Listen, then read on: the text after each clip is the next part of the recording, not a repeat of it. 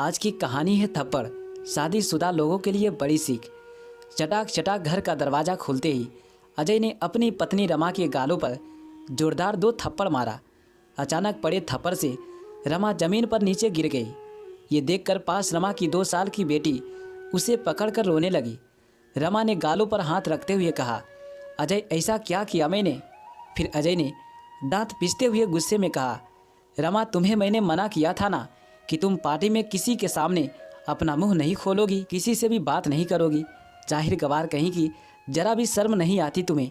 अचानक पड़े थप्पड़ से रमा शक पका गई थी। उसकी आंखों में आंसू आ गए थे। उसे समझ नहीं आ रहा था आखिर गलती क्या हुई। रोते हुए कांपती आवाज़ में उसने दोबारा कहा, लेकिन मैंने किया क्या? अजय ने गुस्से में तमतमाते हुए कहा, अच्छा किया क्या? क्यों कहा कि मुझे अंग्रेजी में आपकी बात समझ नहीं आई, आप हिंदी में पूछिए तो मैं आपको बता सकती हूँ। तब रमा को ध्यान आया कि उसने अजय के साथ ही अफसर की पत्नी के साथ हिंदी में बात की थी, क्योंकि रमा को अंग्रेजी बोलने नहीं आती थी। गांव के कॉलेज से बीए पास रमा की शादी उसके बड़े पापा ने अपने नज़दीकी मित्र बेटे अजय से करा दी, जो एक सरकारी अफसर था। रमा के पिता एक किसान थे और माँ एक सामान्य गृहिणी। रमा अपने माता पिता की इकलौती संतान थी। अजय के घर वाले भी मोटे दहेज के लालच में आकर शादी के लिए तैयार हो गए। रंग रूप और गुण से सुंदर रमा बहुत ही व्यवहारिक और सामाजिक स्त्री थी। इसके विपरीत अजय व्यवहारहीन और अहंकारी व्यक्तित्व का पुरुष था। उसे अपने पद और प्रतिष्ठा का इतना अभिमान था कि उसके आगे वो किसी को कुछ नहीं समझता था। खासकर अपनी पत्नी रमा को तो हमेशा से अपने पैर की जूती समझता था।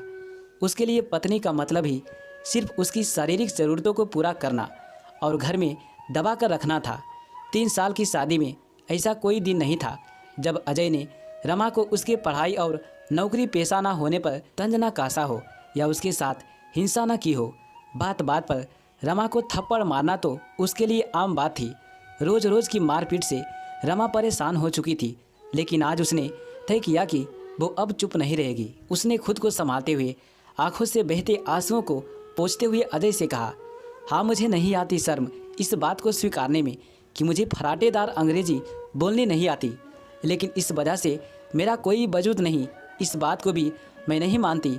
रमा के जवाब को सुनकर अजय ने फिर रमा के बालों को खींचते हुए कहा, अच्छा बड़ी जुबान चलने लगी है, कान खोल कर सुन लो। 2 कौड़ी की औकात नहीं है तुम्हारी, न ही तुम्हारा अपना कोई वजूद है।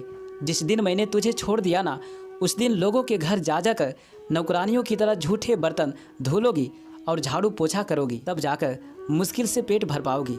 लेकिन सम्मान और इज्जत तो भूल ही जाओ, क्योंकि तलाकशुदा स्त्री को समाज में कभी सम्मान नहीं मिलता, समझी, सिवाय तिरस्कार के। तुम मेरी पत्नी हो, एक सरकारी अफसर की पत्नी, इसलिए लोग तुम्हारी इज्जत करते हैं और यही तुम्हारी पहचान है।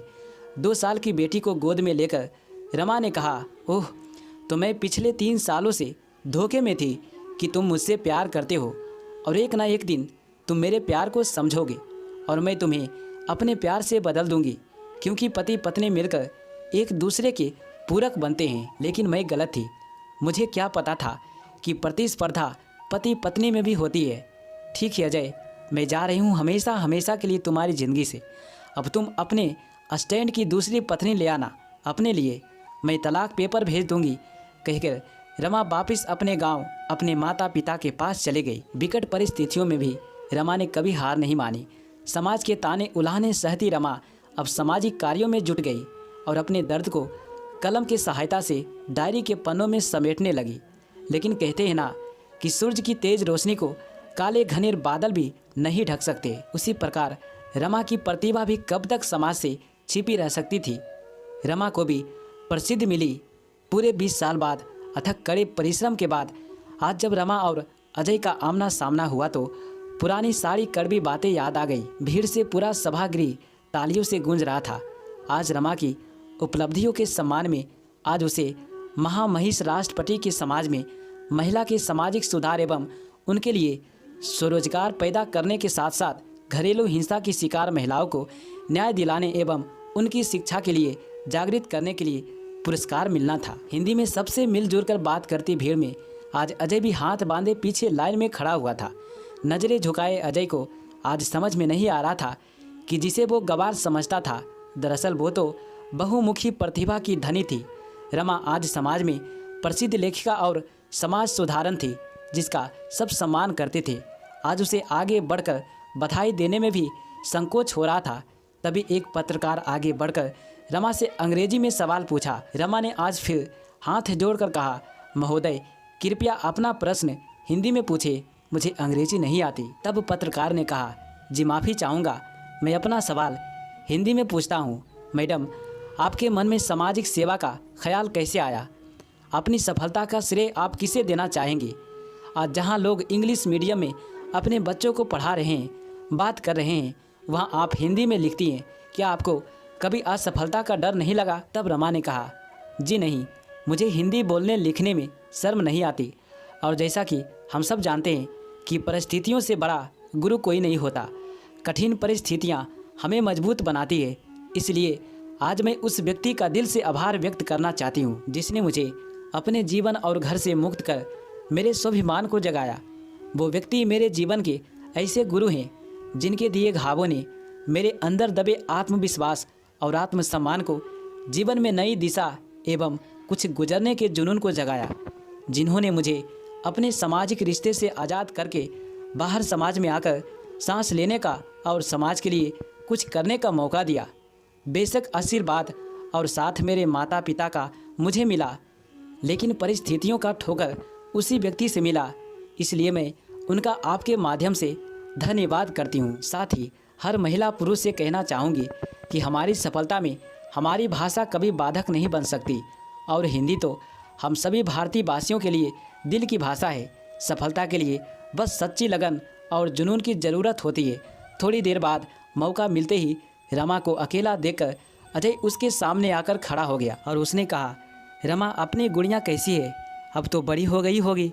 रमा ने कहा, मेरी बेटी बिल्कुल ठीक है और अब पढ़ाई के साथ साथ मेरे ही सामाजिक कार्यों में मेरी मदद करती है। अजय ने कहा, रमा तुम ऐसा क्यों कर रही हो? वो मेरी भी बेटी है, मुझे माफ़ कर दो। मैं तुम्हारी अहमियत नहीं समझ पाया। तुम्हारे जाने के बाद मैंने अपने ही ऑफिस के महिला साथी अफसर से शादी की। 2 बेटे भी हैं, लेकिन मेरी कोई इज्जत नहीं, ना ही मेरी कोई अहमियत है। मेरी पत्नी मुझे बात बात में बदनाम करने और मेरा करियर ख़त्म करने की धमकी देती है और मैं चुपचाप सुनता हूँ, क्योंकि मैं कुछ नहीं कर सकता। चुपचाप खड़ी अजय की बातों को सुनती रमा ने आखिर में हाथ जोड़कर कहा, महोदय मैं असहाय लोगों की मदद करती हूँ, लेकिन आप तो खुद सक्षम है, मैं आपकी कोई सहायता नहीं कर सकती। तभी रमा की बेटी वहाँ आ गई और वो अपनी बेटी के साथ वहाँ से चली गई। अजय आज नज़रें झुकाए चुपचाप सब कुछ सुन रहा था, लेकिन आज कुछ भी कहने की स्थिति में वो बिल्कुल नहीं था और अपनी तिरस्कृत किए रिश्ते को जाते देख रहा था, क्योंकि वो आज मजबूर था और कुछ नहीं कर सकता था। लेकिन रमा आज मजबूत थी। दोस्तों, उम्मीद करता हूँ ये कहानी आप सबको पसंद आया होगा, तो प्लीज़ लाइक, शेयर और कमेंट करना ना भूलें।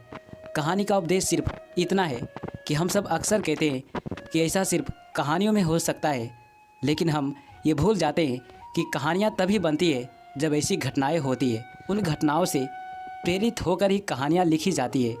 और महिलाएं तो शक्ति स्वरूप होती है।